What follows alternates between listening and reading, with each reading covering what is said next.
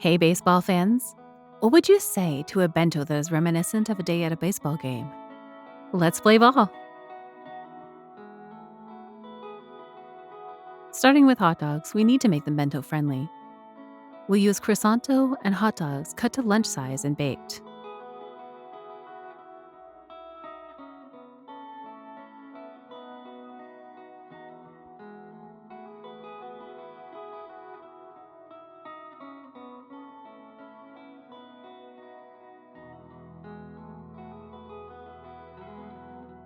Don't those look good?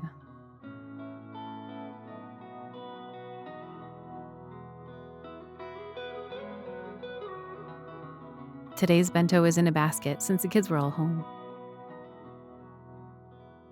I have some leftover beanless chili for dipping, a plain rice ball, peanuts and Cracker Jacks. I had to look up what those were.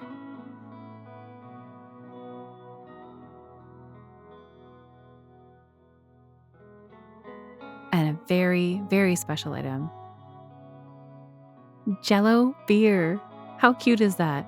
Video coming next week.